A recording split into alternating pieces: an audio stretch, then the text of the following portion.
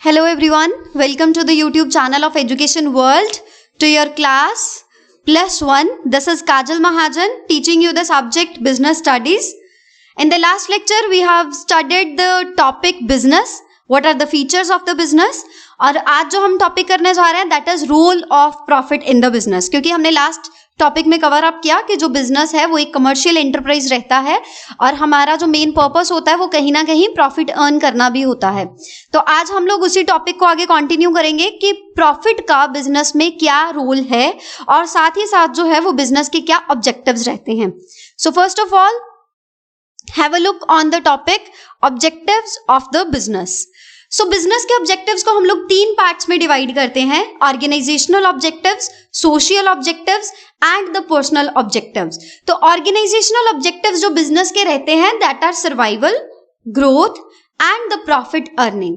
Business जो है वो जब भी सेटअप होता है वो अपना जो टारगेट रखता है, अपना जो अल्टीमेट डेस्टिनेशन रखता है वो यही होता है कि मार्केट में उनको लॉन्ग टर्म के लिए सर्वाइव करना है, प्रॉफिट अर्न करना है और अपने बिजनेस को एक्सपैंड करना है।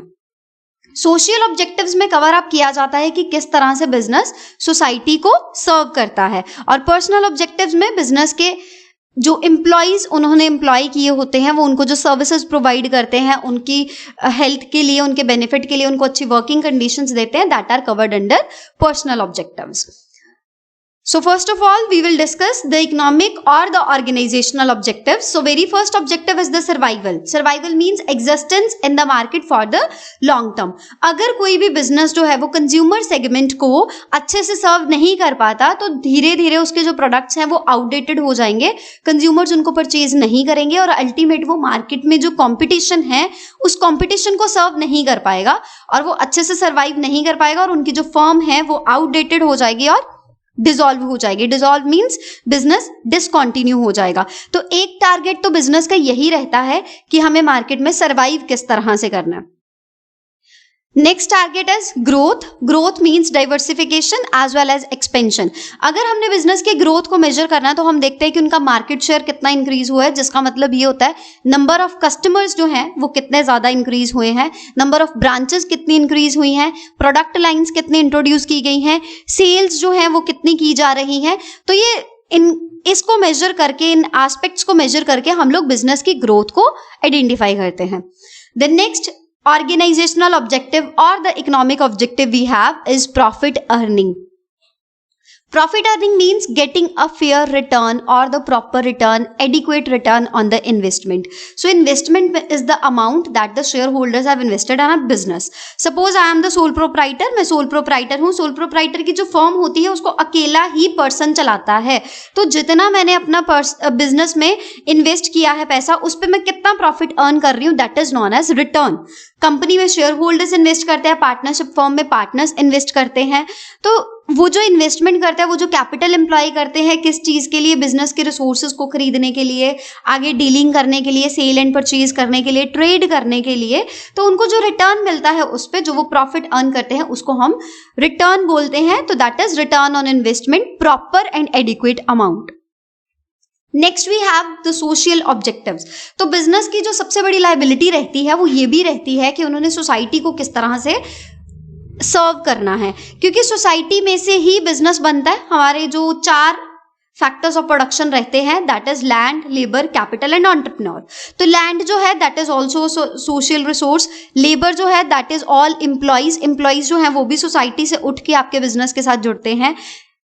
कैपिटल जो पैसा सोल प्रोप्राइटर या पार्टनर्स या कंपनी में शेयर होल्डर्स इन्वेस्ट करते हैं वो भी सोसाइटी का एक पार्ट होते हैं, और entrepreneur that is businessman, that is proprietor और बिजनेसमैन, वो भी सोसाइटी का ही एक पर्सन होता है जो इनिशिएटिव लेता है अपने बिजनेस को सेटअप करने का।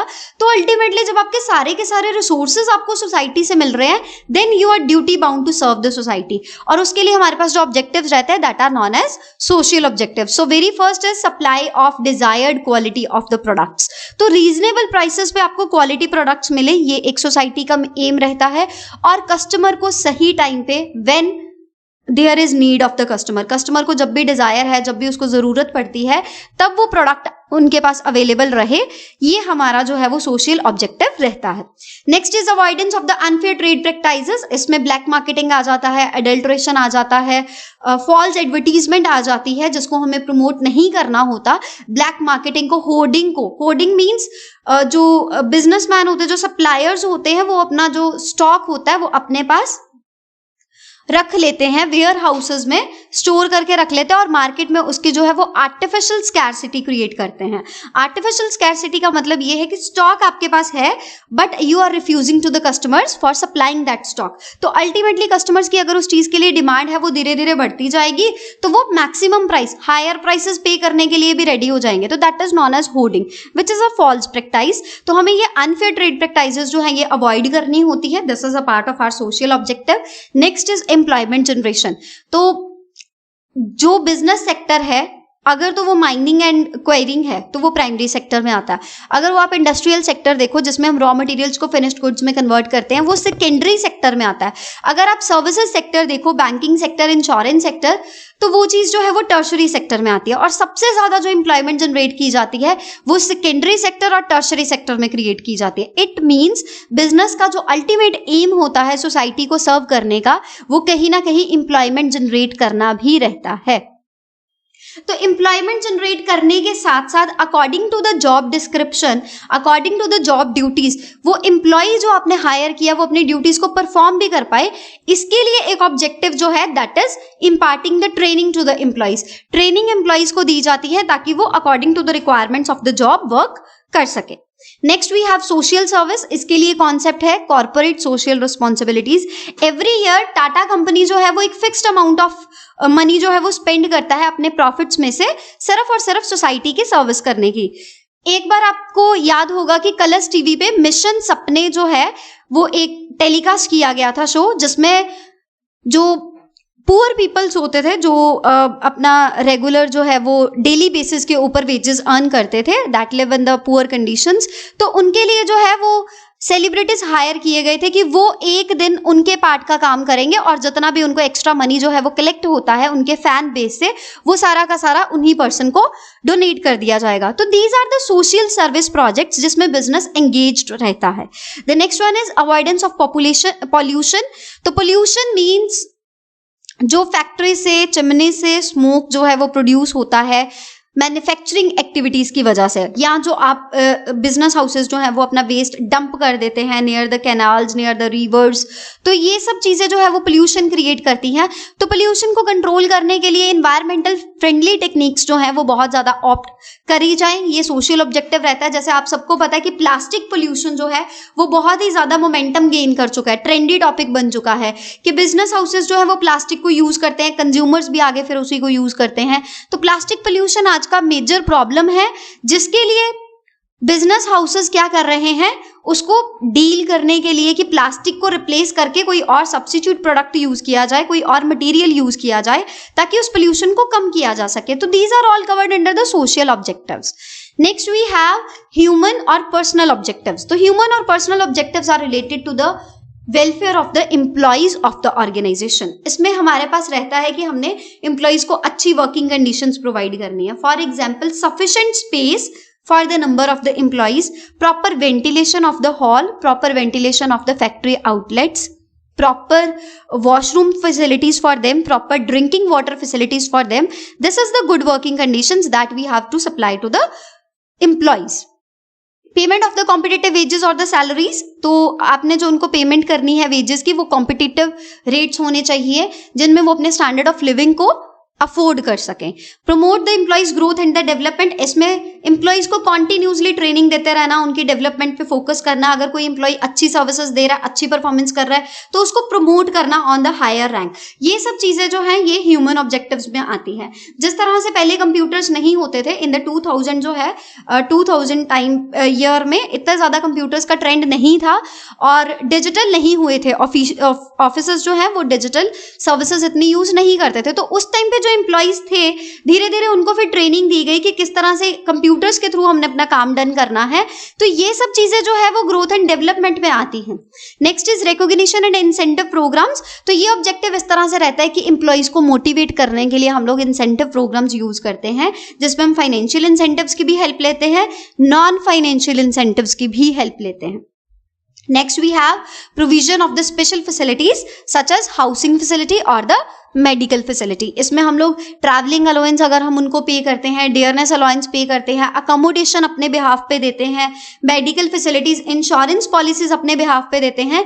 तो ये सब पर्सनल ऑब्जेक्टिव्स रहते हैं और इनका अल्टीमेट एम क्या होता है? अल्टीमेट एम यही होता है जो अच्छे एम्प्लॉइज हैं उनको अच्छी सर्विसेज देके बिजनेस में रिटेन किया जा सके, because the employees are the assets of the organisation. यही कंपनी का सबसे बड़ा रिसोर्स होते हैं जिन पे कंपनी डिपेंड करती है। Next we have role of profit in the business. तो प्रॉफिट अर्न करना क्यों हमारा एक ऑब्जेक्टिव है जिसको बहुत ही ज्यादा इंपॉर्टेंस दी जाती है, क्योंकि प्रॉफिट जो है वो कहीं ना कहीं बाकी सारे ऑब्जेक्टिव्स का एक तरह से बेस बन के सामने आता है। So the role can be explained in the 5 points: survival, expansion and growth, symbol of efficiency, reward for bearing the risk and helps to gain the reputation. So very first is the survival. तो profit ही हमारा source of income है। एक business के लिए, एक commercial enterprise के लिए, कमर्शियल ऑर्गेनाइजेशन के लिए प्रॉफिट ही उसका सोर्स ऑफ इनकम होता है, बिकॉज रिसोर्सेज को परचेज करने के लिए आपको इनकम चाहिए, मनी चाहिए, फाइनेंस चाहिए। एम्प्लॉइज जो आपने हायर किया उनको सैलरीज पे करने के लिए आपको फाइनेंस चाहिए। अपनी कंपनीज के लिए जो आप रिसोर्सेज गैदर कर रहे हो उस पर जो एक्स्ट्रा एक्सपेंडिचर्स आ रहे हैं उनको पे करने के लिए आपको फाइनेंस चाहिए। तो फाइनेंस का जो एक सोर्स है वो हमारी इनकम रहती है, which is profit. So business की नीड्स को सेटिस्फाई करने के लिए हमें प्रॉफिट की जरूरत पड़ती है। Next we have expansion and growth. अब आपने सबसे पहले जो है बिजनेस स्टार्ट किया और आप क्लोथिंग बिजनेस शुरू कर रहे हो और उसमें आपका जो लाइन है वो सिर्फ और सिर्फ किड्स वेयर को सर्व करने का लाइन है। अब धीरे धीरे आपके बिजनेस ऑर्गेनाइजेशन ने ज्यादा प्रॉफिट अर्न किया तो फिर आपने मेंस क्लोथिंग में भी प्रोडक्शन करनी शुरू कर दी। तो इट मींस प्रॉफिट की जरूरत पड़ती है हमें अपने बिजनेस को एक्सपैंड करने के लिए, नया प्रोडक्ट लॉन्च करने के लिए, प्रोडक्ट लाइन को एक्सटेंड करने के लिए, नंबर ऑफ ब्रांचेस को ओपन करने के लिए। और प्रॉफिट हमारे पास एक इंटरनल सोर्स ऑफ फाइनेंस रहता है और ये एक्स्ट्रा एक्सपेंडिचर बेयर नहीं करता। किस तरह से बेयर नहीं करता? क्योंकि बिजनेस के पास सोर्स ऑफ फाइनेंसिंग जो होता है वो एक तो होता है ओन्ड मीन्स हमारे अपने पैसे, एक होता है बोरोड जो हम बैंक से या फाइनेंशियल इंस्टीट्यूशन से लोन लेते हैं। अब जब भी हम लोग बोरिंग करते हैं तो हमें इंटरेस्ट पे करना पड़ता है, which is also recorded as an expenditure, जो हमारे लिए एक्सपेंडिचर की तरह काम करता है। अगर हम लोग प्रॉफिट अर्न करते हैं तो प्रॉफिट पे हमें किसी भी तरह का इंटरेस्ट पे नहीं करना पड़ता। उसी प्रॉफिट को हम लोग, उसके लिए एक टर्म यूज की जाती है रिटेन्ड अर्निंग, हम उसको वापस अपने बिजनेस में लगाते हैं और अपने बिजनेस को एक्सपैंड करते हैं। तो profit is a better source of financing the operations of the business. तो एक्सपेंशन और ग्रोथ के लिए भी हमें प्रॉफिट की रिक्वायरमेंट रहती है। सिंबल ऑफ एफिशिएंसी, एक बिजनेस अच्छा परफॉर्म कर रहा है या नहीं अच्छा परफॉर्म कर रहा, उसका जो परफॉर्मेंस का इंडेक्स है, परफॉर्मेंस का मेजरमेंट है, दैट इज प्रॉफिट। तो profit you can call as a barometer of measuring the efficiency of the business. जितने अच्छे प्रॉफिट्स होंगे उतनी ही बिजनेस की एफिशिएंसी बढ़ेगी, जितने कम प्रॉफिट्स होंगे तो धीरे धीरे बिजनेस की फर्म जो है वो इनसॉल्वेंट हो जाएगी। इनसॉल्वेंट मीन्स जो उसने लोन्स लिए हैं या उनके जो रेगुलर एक्सपेंडिचर्स हैं वो भी नहीं मीट कर पा रहे, तो उसकी वजह से बिजनेस जो है वो इनसॉल्वेंट हो सकता है। तो एफिशिएंसी का एक सिंबल जो है, मेजरमेंट क्राइटेरिया जो है वो प्रॉफिट भी रहता है। Next we have reward for bearing the risk. अब एंटरप्रेन्योर, एक बिजनेसमैन, एक प्रोप्राइटर जो बिजनेस को स्टार्ट कर रहा है या बिजनेस को ऑपरेट कर रहा है, वो अपने प्रॉफिट को एज अ रिवॉर्ड कंसिडर करता है। जो उसने रिस्क लिया, suppose you have started the business और आपने ये चीज रिस्क ली है कि मैं अपनी जॉब को छोड़ के बिजनेस को शुरू करता हूं, तो बदले में आपको जब प्रॉफिट मिलेगा it is a reward for that risk. और इसी रिवॉर्ड के वजह से बिजनेसमैन जो है वो मोटिवेट होता है कि उसने इन फ्यूचर और ज्यादा रिस्क जो है वो कंसिडर करना है ताकि वो और ज्यादा प्रॉफिट कमा सके और अनसर्टेनिटीज को फेस करने के लिए वो रेडी रहता है। Next we have helps to gain the goodwill. This is the last point of today's topic, helps to gain the goodwill. So अगर एक बिजनेस प्रॉफिट अर्न कर रहा है तो ऑटोमेटिकली उसकी जो इमेज है वो मार्केट में अच्छी होगी। ये किस तरह से, आप अपने एम्प्लॉइज को एक कॉम्पिटिटिव सैलरी दे पाओगे। It means employees are satisfied. अगर एम्प्लॉइज सेटिस्फाइड हैं तो वो बाहर जाके आउटसाइड वर्ल्ड में आपके बिजनेस को छोड़ने की बात भी नहीं करेंगे और बिजनेस का जो है वो डिफेमेशन भी नहीं करेंगे। तो उस वजह से भी गुडविल बिल्डअप होती है। अगर आपके पास प्रॉफिट्स अच्छे हैं तो आप अपनी जो प्रोडक्ट्स हैं वो पब्लिक को क्वालिटी और रीजनेबल प्राइसेस पे सप्लाई कर सकते हो, because you are earning the sufficient profits for that. तो इसमें ऐसा रहता है कि कस्टमर्स जो हैं उनको भी एक्सपेंसिव प्रोडक्ट्स नहीं मिलेंगे, तो वो भी आपके जो है वो अच्छे लॉयल कस्टमर्स की तरह एक लॉयल कस्टमर बेस बिल्डअप करेंगे। अगर आप बिजनेस की एक्सपेंशन के लिए लोन लेते हो, बोरो करते हो कुछ अमाउंट, तो उसमें ये चीज रहती है कि आप जो उसका इंटरेस्ट है वो टाइम पे कर पाते हो। उसके लिए वर्ड यूज होता है creditability. Creditability means you have the ability to repay the loans along with the interest thereon. उसके ऊपर जो इंटरेस्ट है, जो प्रिंसिपल अमाउंट है, आप वो भी साथ में पे कर पाते हो। That is creditability. तो अगर आपकी क्रेडिटेबिलिटी पोजीशन अच्छी है तो ऑटोमेटिकली आपको बैंक्स और फाइनेंशियल इंस्टीट्यूशंस लोन्स एक्सटेंड करेंगे। आप अच्छा प्रॉफिट अर्न कर रहे हो, आप उनका इंटरेस्ट भी पे बैक कर रहे हो और साथ में प्रिंसिपल अमाउंट भी रिटर्न कर रहे हो, तो it will also create your goodwill. तो प्रॉफिट अर्निंग कैपेसिटी जो है ना वो अल्टीमेटली हर तरफ से स्टेक होल्डर को सेटिस्फाई करती है। शेयर होल्डर्स को अच्छा रिटर्न मिलता है, अच्छा डिविडेंड मिलता है, प्रोप्राइटर को अच्छा प्रॉफिट अर्न करने को मिल रहा है, एम्प्लॉइज को अच्छी वर्किंग कंडीशंस मिल रही हैं, कॉम्पिटिटिव सैलरी मिल रही है। अगर आप किसी से कोई अमाउंट बोरो कर रहे हो, आप उसको भी टाइम पे रीपे कर रहे हो, तो it means everywhere you are satisfying your stakeholder. तो stakeholder will not go for the defamation of the business, तो ultimately you will gain the goodwill. So this is all your lecture on the role of profit in the business as well as the objectives of the business. I hope so आपको lecture पसंद आया होगा, और अगर आप next lecture देखना चाहते हैं तो subscribe the YouTube channel education world EW. In the next lecture we will discuss the classification of the business activities. We will study about the commerce and the trade. Thank you.